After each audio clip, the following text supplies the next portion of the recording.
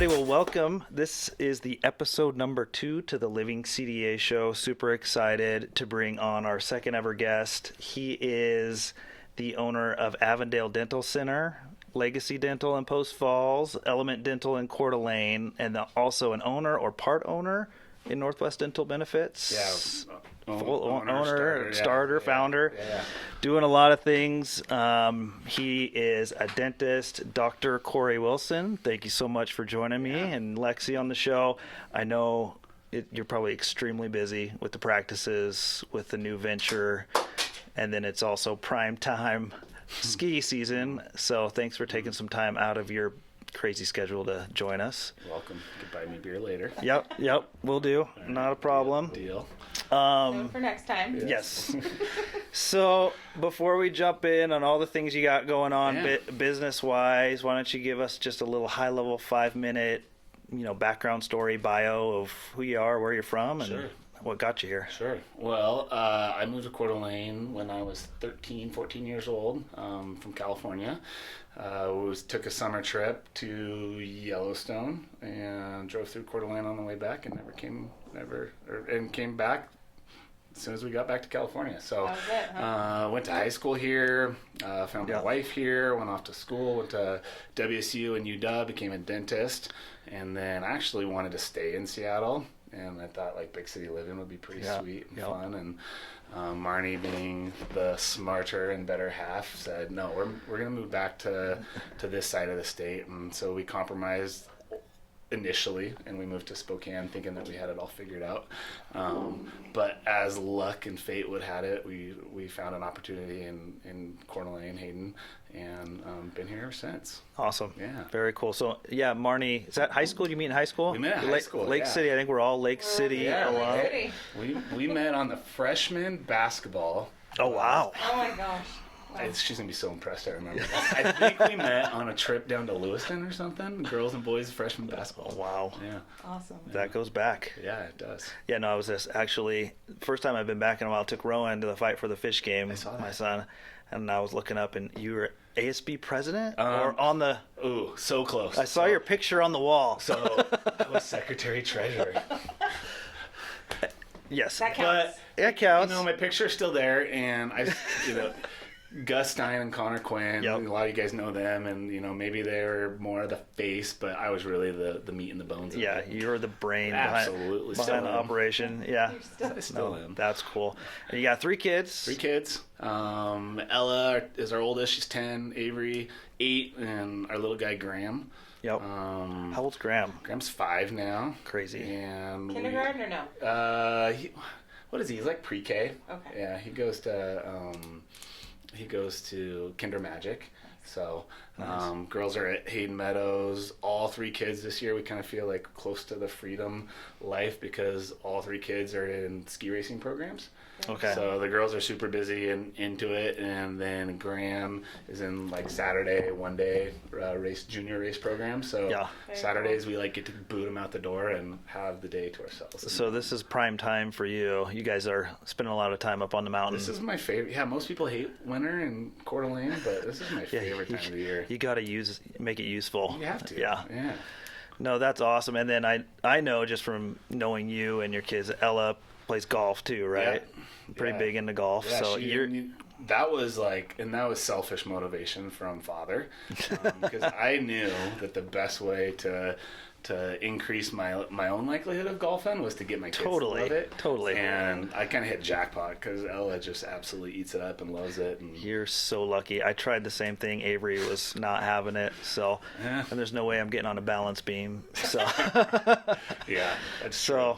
That's true. No, that's awesome. Maybe and that's episode 3. Yeah, no. Connor on a balance beam? No. People would watch that. I watch that. I will say though, Avery's super into competitive gymnastics now, and I never thought I would know as much about a sport that I had no knowledge about before. Like I'm into it for sure. Mm-hmm. Sure. I'm excited for the Olympics. Watch some Simone Biles and so that's awesome. Went to WSU, then dentistry at UW. So you're pretty much conflicted during Apple Cup, it sounds like. Yeah, people ask that all the time, but it's really I'm a coug, like live and Gotcha. die Yeah. cougar. I think it's where you go to undergrad. That's Yeah. kind of where your first love is, right? And Yep. so I always joke around that like I love to watch the Huskies, but I really love to watch them lose more. Nice. So go Cougs. Go Cougs. Yeah. Nice. Cool. I'm So, a Husky undergrad, so. oh yeah, that's right. That's right. Tell me that. So I would just want to, as you got into Coeur d'Alene, Marnie brought you back, kind of knocked some sense into you. And then did you just start right off as just a practicing dentist, Yeah. or just found a spot and started working? Yeah, it's a funny story. Like, so, so first of all, like, always wanted to be a dentist. Like, people ask you, like, you ask your kids what you want to be when you grow up, and you know, you as a parent, we're all parents here. We always tell your kids, you can be whatever you want. Like, just pick anything. Like, dream big. And so, so my parents were no different, and my mom was asking me one day, like, hey, what do you want to be when you grow up? And I'm like, you know, I think I know. And she's like, all right, well, tell me. I was like, I want to be a horse jockey. I was 7 years old, and you guys, you can't see, but I'm a big guy. You're built for and a horse jockey. My mom says, "Oh, Cory, You can't be anything you want to be. yeah, like if you're gonna be a horse jockey, we gotta start. Like you gotta go now because that window is gonna close really quickly." So that was my dental school entrance exam, and so I told that story a lot, and so came a dentist. Always since then, always knew I wanted to be a dentist. And if I can't be a horse jockey, let's go fix teeth. Yeah, why not? Yeah, it makes sense, right? Perfect Yeah. sense. So moved back here, and it's funny how life works. You guys probably have similar situations like this, but I thought I knew what I was going to do. I found you try to be a planner in dental school, you find where you're going to go and what practice you're going to be at. And so I thought I found it in Spokane, we put the name on the building and then bought a house in Spokane and thought all right, this is my place. And moved back here in maybe August, July, let's say, and we were out at the lake that summer, and you guys remember when Carlin Bay was just the place to go and go hang out at Carlin Bay. Yeah. So we went up to Carlin Bay with some friends, and we're out late, and it was 10 o'clock on a Saturday night, and I ran into Dr. Bevan, who now he lives in California, but at the time he was one of the 2 dentists at Avondale Dental. And we started chatting and probably had a couple of drinks, and he said, hey, yeah, you should stop by. We could be thinking about adding a dentist. And so the next morning I had to call and say, do you remember that conversation? Was it? Yeah. Is that real? Did that happen? And he's like, yeah, come by. And so the next Friday I show up. I think I just brought my gear and started working the next Friday. And so that was beginning of August. And by December, I had to tell the guy in Spokane that it wasn't going to fit. And I moved to Avondale full time. And that next year I bought in as a partner, and here we are. Yep. So yeah, it's just crazy how you could never have planned it to go that way. Yep. But sometimes things just happen. Yeah, that's crazy. And so for a little bit, were you working in both spots? So yeah, I mean, as a dentist coming out of school, you kind of have to hustle and grind however you can. And so I was working at Avondale. I think I left that office right away, but I was teaching the dental hygienist at Eastern Washington a day a week. I was working at the community clinic a day in a week. And so just kind of piecing things together while you try to get busy enough to earn a living. Sure.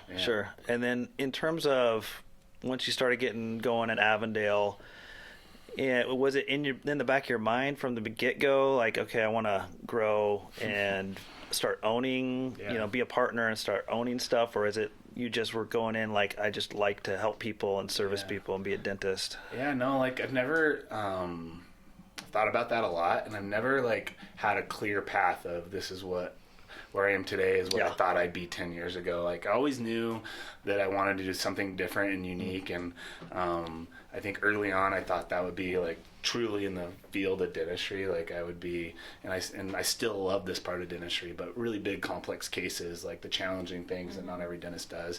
I mean, I thought that would be my calling. And so no, I really didn't what's happened in the last 3 or 4 years really just kind of organically grew out of frustrations of being a dentist, realizations of opportunities available, and then just kind of acting on them. Yep, that's cool. So at what point do you buy the other practice? So you're a partner at Avondale. Sure. And then from Yeah. there, what happens? Yeah. So as being a practicing dentist, being a young practicing dentist, like seeing the changes that are happening in healthcare and medicine and locally here, even like seeing how Kootenai Health is starting to transform. Always was told, I have a couple family members that are physicians, and always have been told to like watch medicine carefully because dentistry usually lags about 10 years behind or so.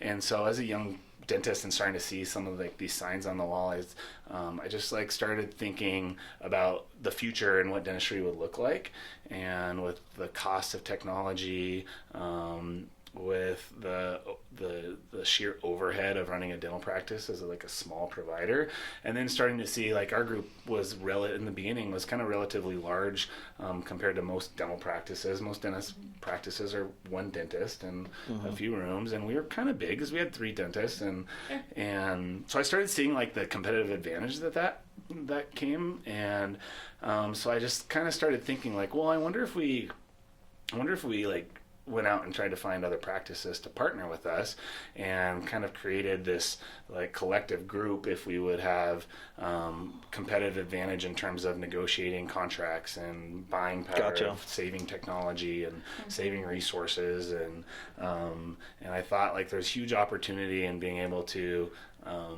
beat our peers and competitors if we were able to do something that was a little bit unique in our area.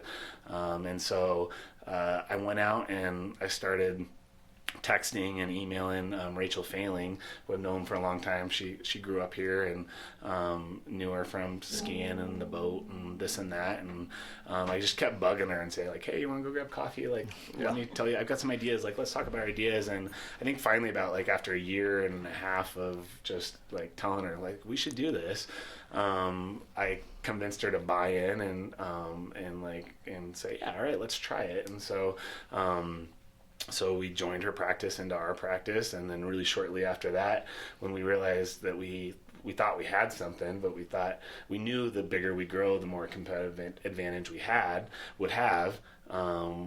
Started reaching out to Whitney Frank, who I went to dental school with, so I also knew the kind of person she was, and always like went in with this idea that we'd buy these practices, but we really wanted to keep them like local, community, like private, small, so that if you were a patient, you wouldn't really know necessarily that you were going anywhere different or anything was changed. Right. And that's what I was going to kind of hit on too, is like when you step outside of your own little comfort zone and include new practices, I'm sure it was a little scary of like, okay, but we want to have the same feel, or we want the same customer experience. And I noticed it on the branding, you kind of brought everything together, but was it challenging at first, like getting everyone to be kind of rowing the same boat? Sure. And it's still a challenge, like finding that like middle ground between all being the same but all having like unique value adds is really difficult. And we were very strategic because we thought about just calling all the offices like Avondale Dental, Coeur d'Alene, Post Falls, Hayden, but we really wanted buy-in with the team, so they felt like it was their home and the patients. And so to your point, Connor, while we do a lot of things to try to be the same and to try to put out a certain brand and image, we also encourage unique personalities at each of our practices. Right. And were they established practices for quite a while before? Yeah, they were.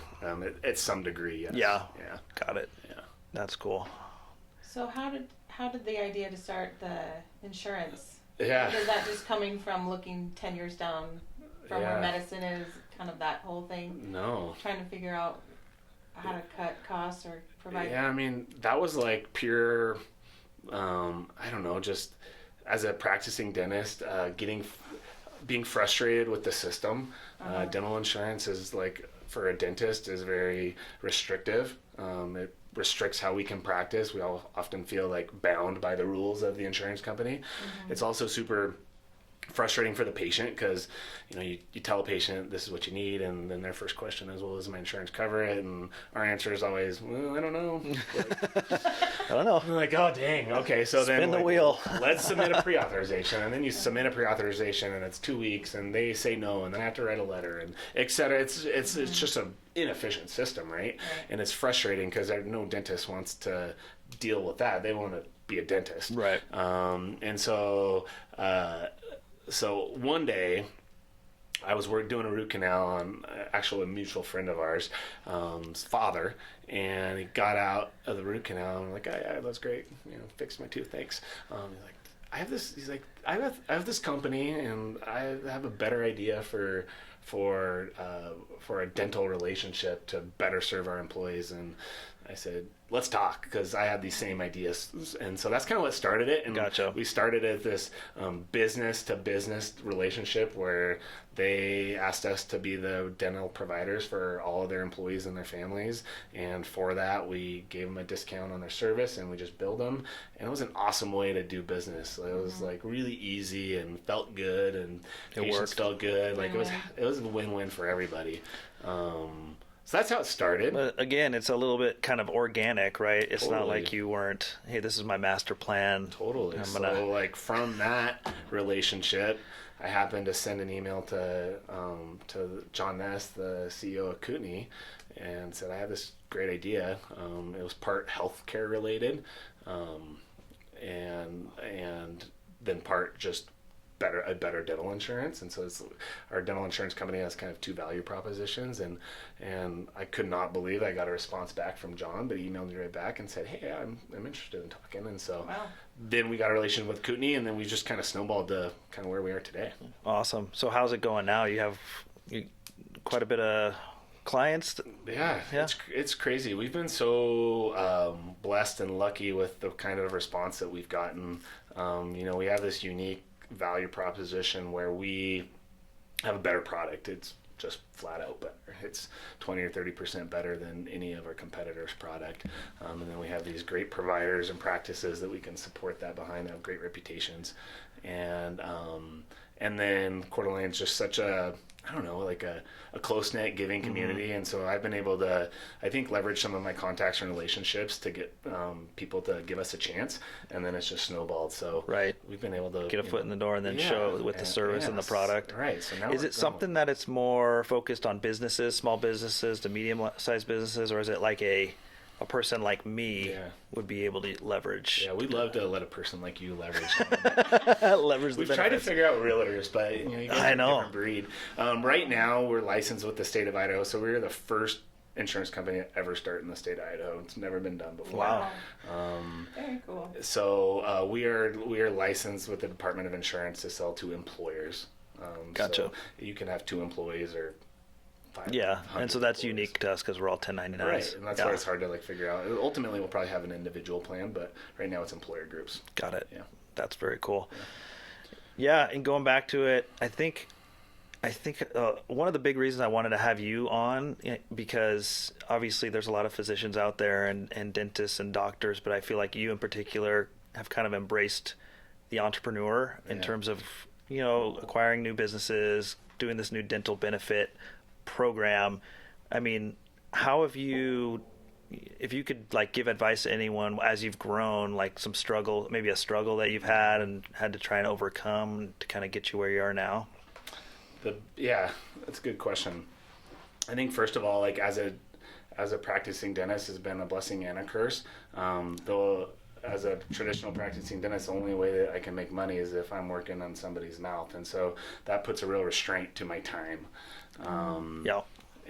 But the blessing of that is I knew once I started to put my foot forward and take a plunge that I had something to fall back on. I was a good dentist, and I knew that even if this didn't work out, I could fall back to dentistry and be okay, right? So I feel like entrepreneurship is such the hardest part about being an entrepreneur is the ideas. Everyone says this. The ideas are the easy part. We all have such great ideas, but how do I take that step and make that investment to put my life into this to make this work? And I was lucky in that and that I had this like fallback plan, if you will. Right. But by the same token, I think like in terms of advice of an entrepreneur, like you have to be willing to lose something. Yep.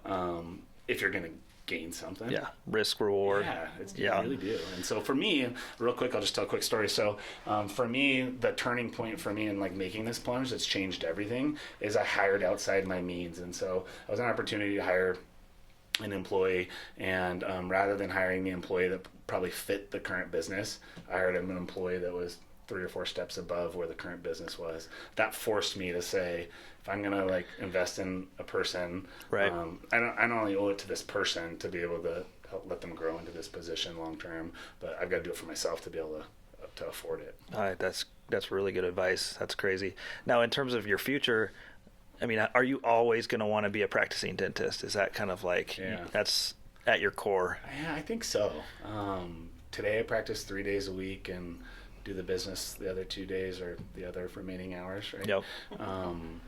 I think ultimately, I love dentistry. I love like the relationships, like being able to help people in that form, and our other business like provides some of that, but there's something about like that intimate like relationship between a patient and a dentist that's special. Yep. So, and kind of being on the ground floor, front lines. I mean, that's kind of how you got these opportunities in the first place, is just kind of being in the weeds, right? And so, I think. Any other entrepreneurial ideas on the horizon? Oh gosh. Those, I don't know if the answer that.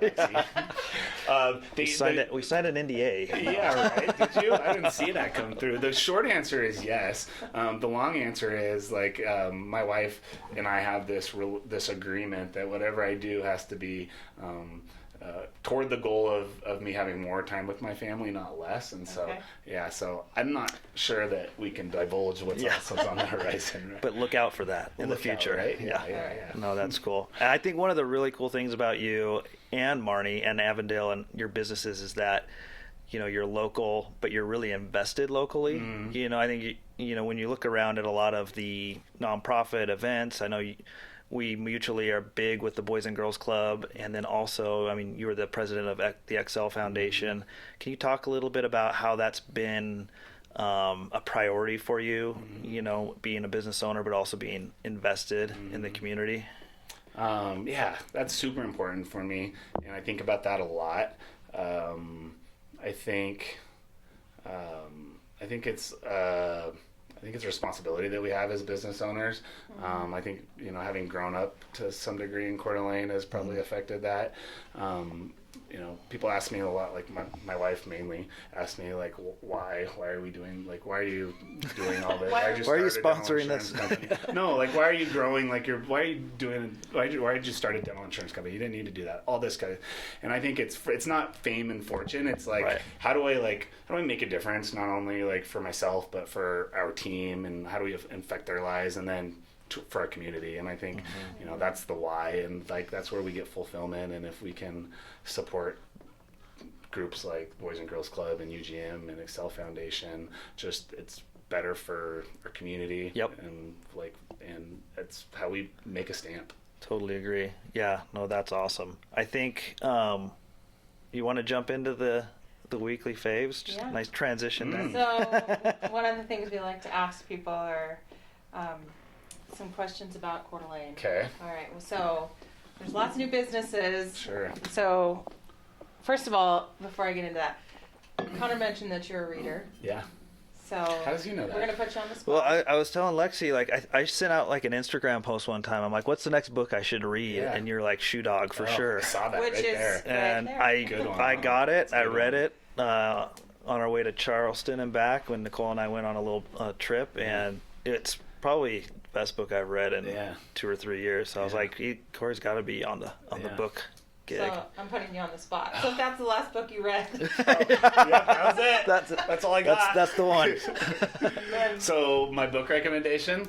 That's since Connor already said Shoe Dog, which is one of my very favorites. Such a great book. I'm reading, and I see like Good to Great, which is also one of my great favorite books. What I'm reading now is What's Your For?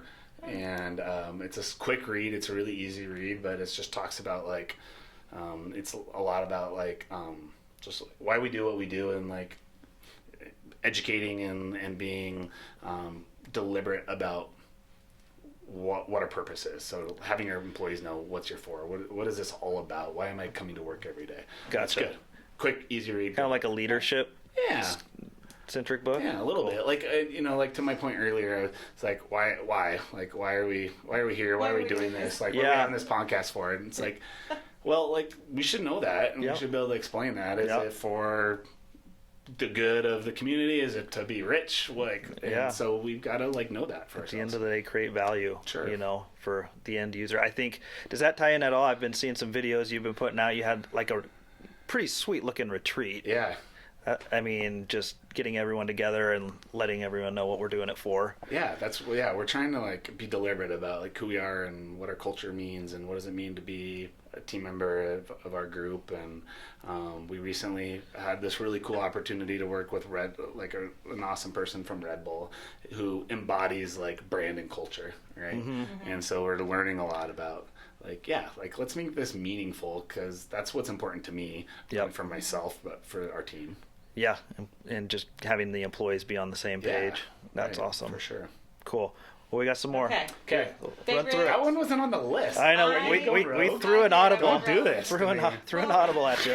We decided that not everybody's a reader, so that might not. I didn't want to throw it to someone and then they were like, Favorite book / movie? No. What about coffee? You a coffee drinker? I love coffee. I love coffee shops. Okay. What's your favorite right now? Favorite coffee shop? Locally. Well, so that's a tough question, because I'm kind of a homebody. So like coming down here, I had to like stop to go take a restroom break, and I live in Hayden, guys. Come on. I know. Same with me. I don't go above Appleway. Yeah, so we're the same. So I love coming to like Evans Brothers, great, but I never go because like I said, I have to pack a change of clothes. Isn't there a new one that's gonna go in? No? I don't know. I think there is. Hopefully it's close to Oh home. yeah, up by Lake City. Yeah, I think it's right by Lake City High School. Is But that okay? Is that Barnum? No, I'm across 95. East side. East side. So the answer to your question is Java is like my go-to. It's comfortable. I feel good about it. Like, it's local. I love local. Yes. So that's Java. Java. One of I my like first it. jobs. Yeah. Cool. In Nice. the 90s. Java girl. Okay. Next one. Okay. Restaurant. That's easy. East side. I have a guess. Easy. I got a guess. I'll too. give you three Porch. guesses. Yeah, the porch. Absolutely. I was there today. It's my home away from home. Right. I hold most of my business meetings there. Yeah. It's a good Well, place man, to second episode we got the moon time on episode 1 and the porch, so they're doing just fine. Yes. Yeah.